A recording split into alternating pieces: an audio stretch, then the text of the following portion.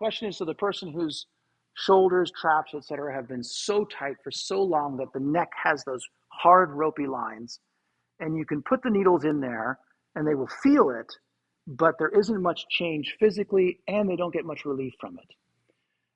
And that's actually a really interesting thing to bring up, because at a certain point, these hardenings, they're like bonbons, right? So you've got a candy in the middle, and then the wrapper has like the tight part and it sticks back out. That what's happening at the occiput and what's happening at these bones has been there long enough that this hardens, but whatever you do to it doesn't cross the bonbon line, right? That where it wraps. So it's not going to ever change, because there's the squeezes against the bone, top and bottom, enough that it's hardened, and then maybe it's gone cold, maybe it's gone dry, maybe it's gone both, at which point you're just poking that, but not changing a lot. There, it is very important to pay attention to that line on the occiput all the way around, those attachments in skull and bone, scapula, clavicle. Once that's been done, we want to see more movement, but this is still going to be there. At that point, a little bit of work is helpful, but nothing is going to beat repetitive massage to bring flow in there, bring flow in there, bring flow in there, as opposed to poking individual spots. And then every once in a while you poke a spot. But neck work often makes people worse for that reason, that it moves, but it has no way to dissipate what you disturbed. So it swells or gets harder afterwards.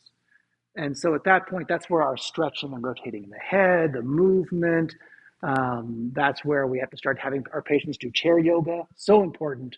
They sit on the backs of those hands and they just start really getting some life in there. And they've just got to work out some barnacles and some warmth and some flow. And then we do a little more, and then we tell them to get those warm neck pillows and just keep warmth going in there. But all of that will fail if we don't think of where something is hitting on a bone. Scap, clavicle, acromion process, occiput is a big culprit. Once things have hardened, that occiput line here is tightened. That's always getting wind and cold out there. Once that hardens, that's just going to keep strangling that neck, no matter what we do. But movement massage, not just rubbing massage, but and then getting them to engage is the only way I know how to go about that when it's stubborn.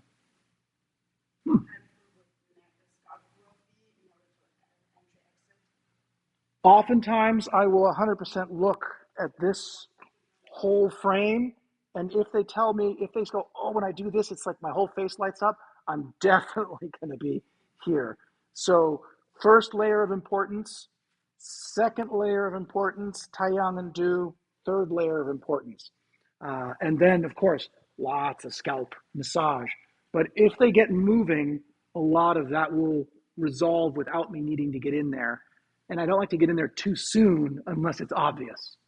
Because again, the releases are huge, but micro-distant traveling.